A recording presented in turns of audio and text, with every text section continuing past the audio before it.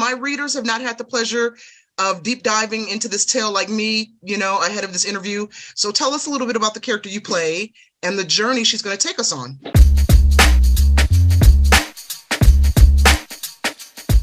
She's brilliant. She's strong. She's courageous. She marches to the beat of her own drum, that's for sure. But also on top of that, she is a 17-year-old girl through and through, which was really lovely for me because it's like she's got all these wonderful qualities, of course, but she's flawed and she's figuring out who she is. And also with all the recent death that's affected her in her life, she's also trying to put the pieces back together and bring her family together. So there's a lot of different layers to Vicaria. One of those big things is she's a science prodigy and she believes that she can cure death. Our opening line in the film is "Death is a disease." So you're focusing on someone very bold and very passionate, and not willing to put herself into a box or be anything that anyone says that she is. She's willing to wholeheartedly believe in what she believes in and go for what she believes in. So to play this character has been such a dream for me, especially leading a project, not getting characters like this very often as a young Black actress. And working with this cast and crew has just made it an even more sweet experience. So I'm excited for people to meet her and hopefully are impacted and also relate to her in some type of way.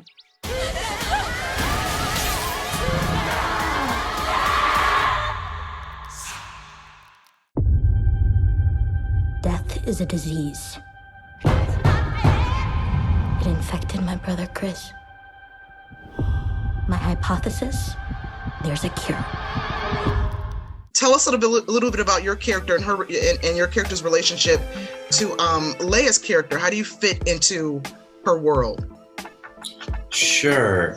Kango is kind of brought into her world as the antagonist, specifically because, Kango has a long-standing history with some of her family members and just people within the same community. So he's very well known in the community, mainly for what he does. He's a drug dealer, and caught up in the gangs and whatnot. But there's this point of contention between Kango and Vicaria, especially, like I said, because of the history of their family. So Vicaria feels that, when you grow up on the same block, in the neighborhoods that we come from, you're very all aware of each other, but at the same time, it's weird because you're family by way of community, but also we don't necessarily have to get along because I don't necessarily agree with you. And throughout the film, it's really explored, like, how does family, like you would with your own family member, have an understanding or empathy for each other, but necessarily not share the same views. Your daughter has a very disturbing obsession. What obsession? Death. Just think about your brother. You didn't have the chance to bury him. Just wish I could catch who took his body. Death is the disease that broke my family. I'm sick of seeing it. You're no stranger to like these bloodthirsty monsters, obviously, well, monster in this case. Fans are familiar with your work in Walking Dead. So tell us a bit about your character, and was it fun for you to kind of return to this world of like creature feature genre, Well, I'll tell you one thing, that heat sure was familiar. Charlotte heat, it's like that Atlanta heat. That was real, of course, but this is why it's different. It's close because The Wire is one of the horror genres that, especially for my storyline, that it's not campy. The one thing about the genre, sometimes, no matter how much you try, you can't get it to completely button down out of campy. And this is no camp. This is so real. There's no question when they're in that hood courtyard. That's The Wire for real, and the gravity of it is there, and all of our performances are bringing that weight. And Bomani's vision, it's not easy to do what he was able to do, to take the genre and then pull it down into this real social political commentary as well, but still give you the gore and the oh my God. And he did that. And so that is just, I'm over. This is an important movie. I'm telling you, you're gonna see some folks. I don't think they've attempted it to this degree. And I'm even talking about, believe me, Jordan, I know, but there's a certain level of, okay, we're gonna hit the escapist valve. I'm gonna let you all, like this, let's all go out of here. You might be laughing before, not with this one. You're gonna feel the ache inside you. And I was so ready for that, And I was glad that Bomani wanted to take this classic story and show the world that, like, no, I can speak through this as well, and just, sometimes you might be growing up, you're like, why are you reading that? Why are you interested in that? And I'm just applauding his fearlessness to say, no, this is what I want to do. This is moving me. I'm showing you that art is humanity. Now make sure y'all come and see it in the reverse.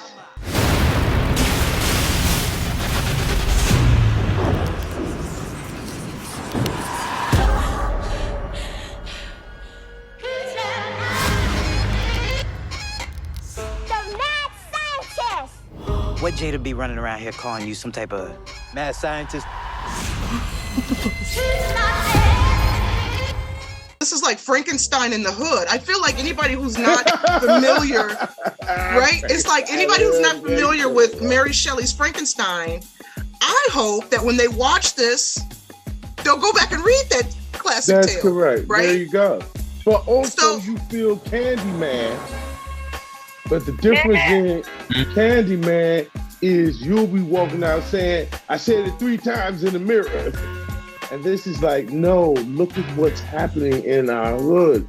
Look at what's happening to our people and our families and our community. Oh, that's horror. Yeah. So what is the message? What's the heartbeat of this tale? This question is for either one of you. Leia, if you want to take it, is there a through line? Is there a, central theme embedded in this story that you hope viewers take away? There's a lot of themes in this movie, of course, but I think the main one that I think for all of us is just family, especially in Vicaria's case, is she's really trying to put all those pieces together to bring her family back. And I think even with the relationship with Donald and with Kango, hell, the community in general, it's this feeling of, okay, well, how can she bring her family back? And I think that's the thing that people are going to relate to most. And even when I saw the film premiere at South by, it's what impacted me most about the movie. Not even just the jump scares or the gore, but it was the fact that this is something that everybody can relate to, whether you're a part of the Black community or a marginalized community or not. At the end of the day, I feel like family is that main point that we're trying to get across. Can I hang out with my friend? What friend? Chris. Where did you see him? He talks to me.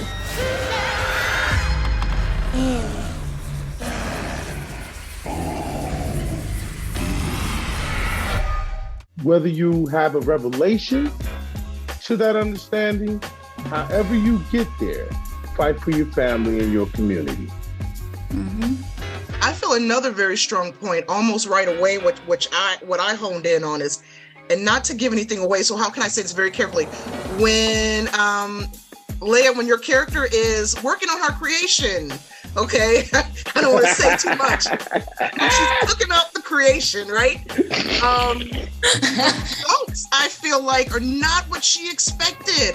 I kind of feel like she was manifesting her heartbreak and anger into this creation and hoping to find closure in some way, hoping it would fulfill, fill a void in some way, but the complete opposite happened, right? So I almost feel like this is a great, like a red flag of be careful for what you wish for, because you just might get it. I'm wondering if you can, okay, you just might get it and you will regret it, right? What's your thoughts on that? In real quick? I just Go ahead, Chad, yes. Because what I got from that is the disillusionment of the trauma that we experienced. That's it wasn't gonna go any other way. You understand? Her idealism is one thing, but the thing is born of trauma, pain, confusion, violence, and hurt.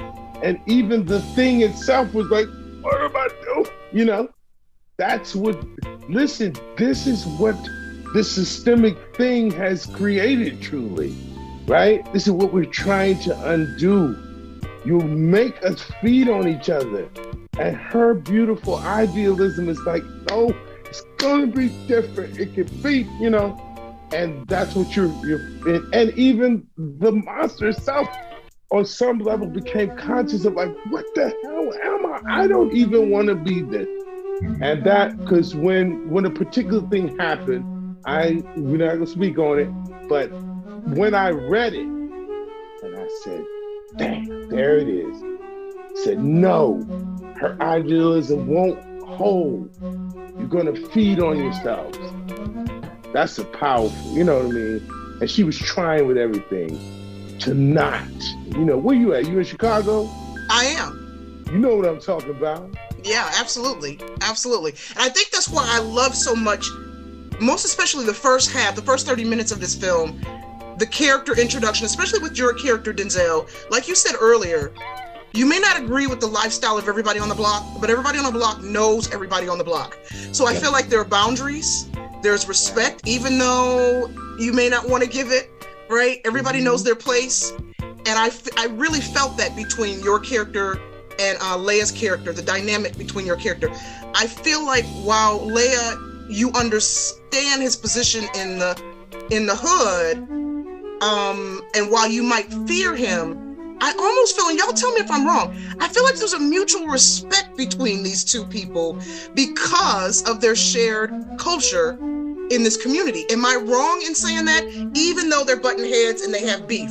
But the older male figure, the young girl, is there a little bit of protection, respect at the core of their dynamic, or am I reading that completely wrong?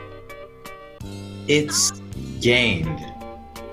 I would say it's gained because the flip side of that is there's a short-sightedness on both of their parts of who they actually are. Without having very much interaction, you know, it's kind of like when you, to draw the comparison is having a friend that you meet very young and then you guys, you know, grow apart, and then all of a sudden now you don't necessarily know who that person is anymore. You're aware of what their on dealings are and what they kind of do day to day, but you know, specifically for Vicaria, she kind of steps to Kango and again, this place of pain and trauma that exudes within her monster, she also projects that onto the people around her.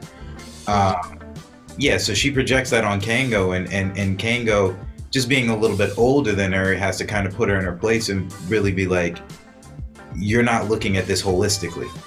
You're not looking at, you know, who we are within this community. And yeah, maybe what I do is deemed negative, or, you know, I'm not necessarily the most upstanding citizen, but there is a code, like you said, and I abide by that code, and I'm also respecting that code within our community. And you think that I'm against you when I'm actually more so on your side than outside of anybody else who doesn't reside within this neighborhood. He's here.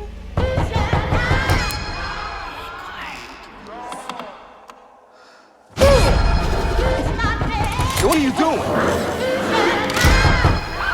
I didn't mean for this to happen. But there's a lot of judgment going on both sides. Mm-hmm. There's judgment going on, and both people are like, that don't sit right with either one of y'all. You ain't gonna tell me who I am. You ain't gonna tell me who I am. Right. Yeah. They have two completely different perspectives, completely different mentalities. But also on Vicaria's side, I mean, she's also looking for someone to pin the blame on as well. And Kango is that person for her. If she looks back at her mom's death and now Chris's death, and even with her father and his substance abuse, like at the end of the day, for her, it all is pointing back to Kango. So there's that sort of, I like what Denzel said again, that like code of the community where I think it's like an understanding, and they obviously know each other. They've grown up with one another, but respect, I'm not completely sure, because Vicaria's perspective is so completely different from Kango's. But through that experience, like you said, like Denzel said, that's what's amazing about this movie. Look what happens when they both have to invest in something together. Look at the shifts and the realizations that come about. That, oh yeah, we are. Look, we got to team up now. We a team, you know what I'm saying? And then within that, you do see other colors. That's like, oh yeah, oh, I couldn't see you at first. And oh, I couldn't see you. You know, I just thought you think you a smarter, know-it-all kid. Get out of here. And you looking at me like, I don't know Jack. And I'm brilliant too, you know? And they find their way, you know? Because one thing when I did The Wire, David Simon would always say about these real dudes, like their IQ was off the charts. And he said, given a different circumstance, they would have went in a whole nother way. Yeah. And see, he's as brilliant as, I'm pointing at y'all, part of that. You know, Kango is as brilliant as Vicaria. He is. It's just, you know, the circumstances didn't fall down that way for them. But they get to a place where I think they see that in each other and in respect. It is the respect at that point. To me, I'm just saying. I mean, in the movie, I saw that, you know. When y'all was in that room together, I can't say no more. But you know what I'm saying? You know how trauma can like break down a whole lot of social posturing that we do? Yeah. It's like, oh, no. I see you. I need you.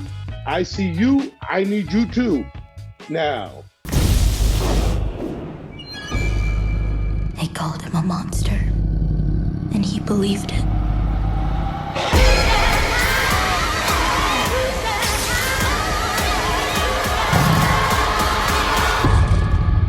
Death is a disease. There's a cure. We like relying on each other's strengths is what we could do in that moment. That's what exactly. That's powerful. That was such a good thing. I forgot about that. Like you just pinned something in my brain of when we were starting and we were figuring out the relationship between Vicaria and Kango.